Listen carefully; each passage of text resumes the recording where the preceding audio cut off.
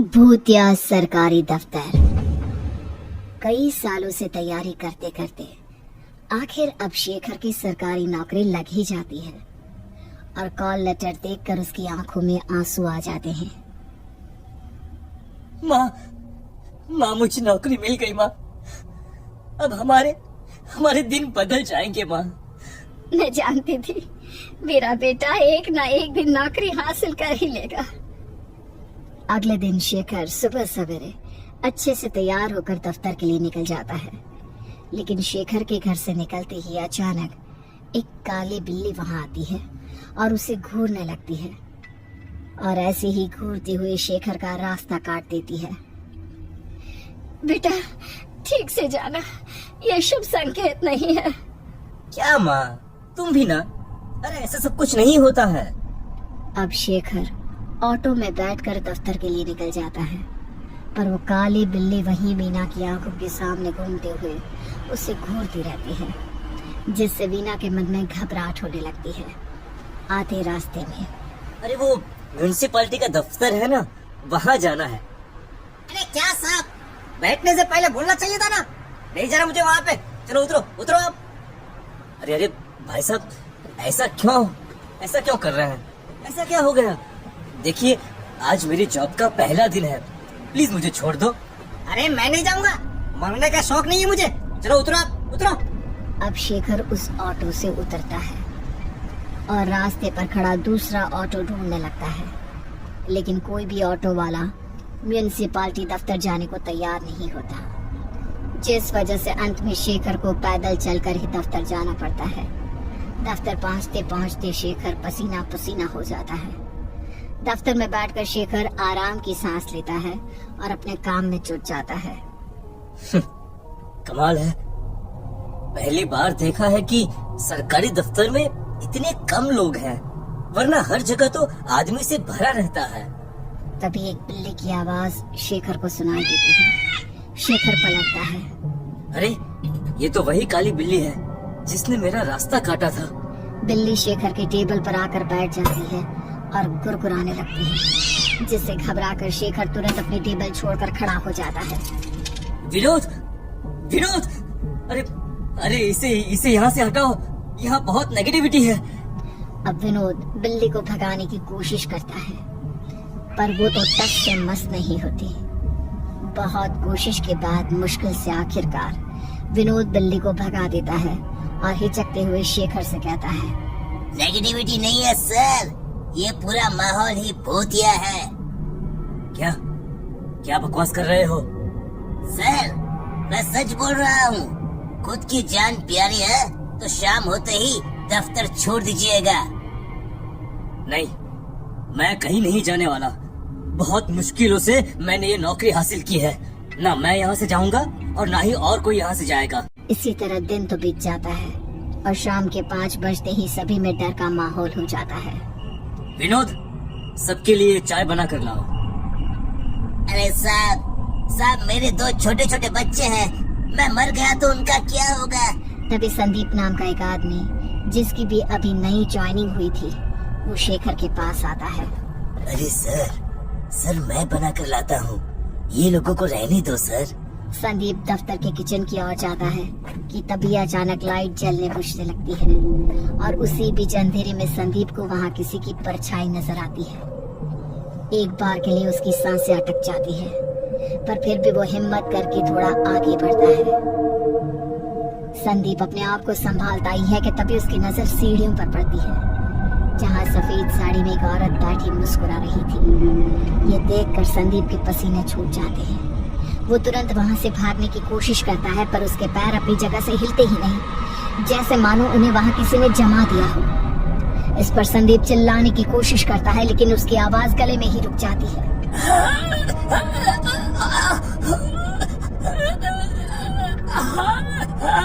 जिसकी नजर मुझसे एक बार टकरा गई वो बच नहीं सकता।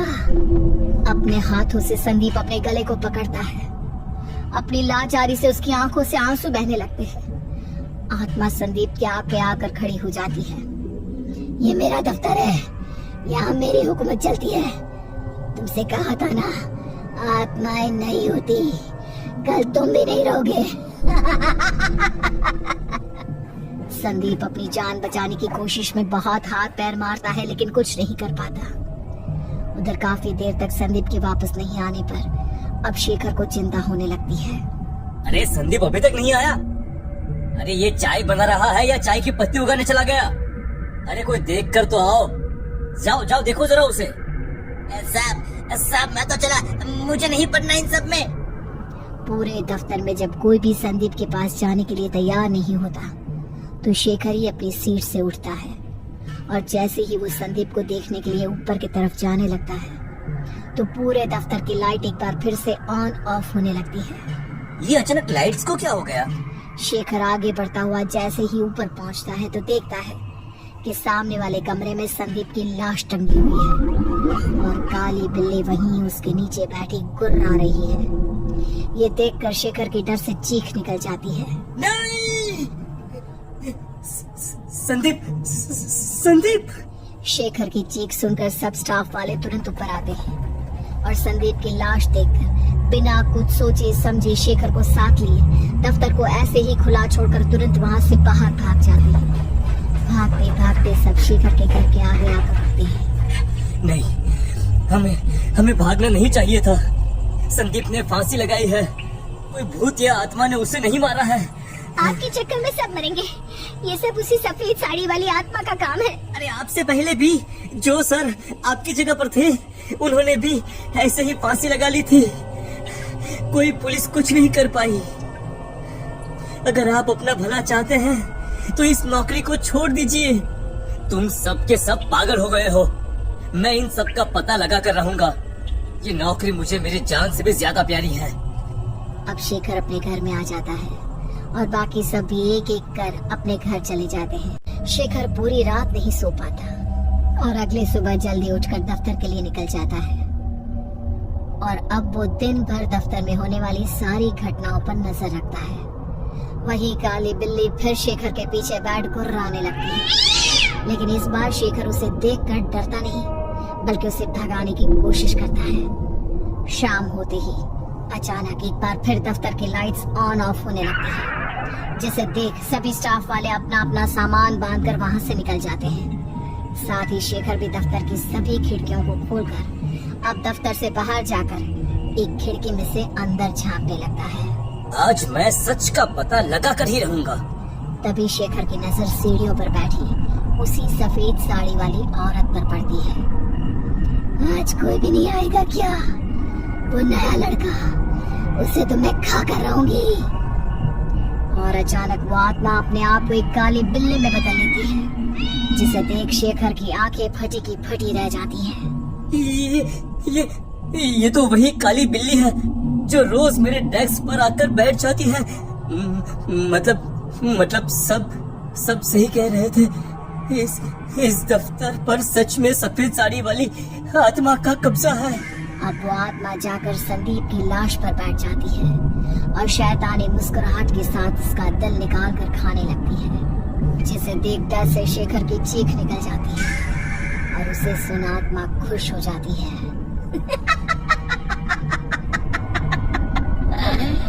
नया शिकार मिल गया। अब आत्मा तुरंत अपने हाथ लंबे कर शेखर को वहीं खिड़कियों के बीच से अंदर खींच लेती है, जिस पर शेखर डर से चीखने चिल्लाने लगता है। बचाओ मुझे! छोड़ दो मुझे! प्लीज मुझे छोड़ दो! बचाओ मुझे! जितना चीखना चिल्लाना है चिल्ला ले, पर कल तो कुछ नहीं बोल पाएगा। आत्मा अब जैसे ही शेखर को अपना शिकार बनाने के लिए उस पर हमला करती है कि तभी शेखर की माँ वहाँ आकर आत्मा पर कुछ छिड़क देती है, जिससे आत्मा दर्द से चीखने लगती है। ए बुढ़िया, लगता है आज इसके साथ तुझे भी मरना है। तू मुझे काबू नहीं कर सकती, पर मैं तुम दोनों को जरूर मार सकती हूँ। माँ, तुम यहाँ क्या कर रही हो? जाओ माँ, भाग जाओ यहाँ से माँ। नहीं, मैं जाऊंगी तो अपने बेटे को साथ लेकर ही वापस जाऊंगी। अब आत्मा गुस्से में शेखर की माँ पर हमला करती है, पर वो उन्हें छू भी नहीं पाती, जिससे उसे और ज्यादा गुस्सा आने लगता है और वो गुस्से में चिल्लाने लगती है, बुढ़िया, तुझे मैं मार कर आऊंगी। तू मेरा कुछ नहीं बिगाड़ सकती। वीना अपनी मुट्ठी खोलती है जिसमें कुछ राख होती है। बेटा, जल्दी से ये राख अपने हाथ में ले ले। जब तक ये हमारे पास रहेगी तब तक आत्मा हमारा कुछ नहीं बिगाड़ सकती। शेखर तुरंत अपनी माँ के हाथ से थोड़ी राख अपने हाथ में ले लेता है और इसी तरह दोनों माँ बेटे होशियारी के साथ बचते बचाते उस दफ्तर से बाहर निकल आते हैं। माँ, तुम यहाँ कैसे आई? और ये राख, ये क्या है? बेटा, तेरे दफ्तर वालों ने जब मुझे इन सब के बारे में बताया तो मुझे पता था कि इतनी खतरनाक आत्मा को रोकना हमारे बस की बात नहीं। इसलिए मैंने दफ्तर के पुराने लोगों से इसके बारे में पता किया और इसके घर पहुंच गई। वहीं मुझे एक अस्थि कलश में आत्मा की अस्थियां रखी मिली। ये वही राख है बेटा। अपनी माँ की बात सुन शेखर हैरान रह जाता है, पर दोनों की जान बच जाती है, जिसके बाद वो उन अस्थियों को विसर्जन कर देते हैं। पर वो काली बिल्ली हमेशा उसी दफ्तर में रहती है, जिस वजह से उस भूतिया दफ्तर को हमेशा हमेशा के लिए बंद कर दिया जाता है।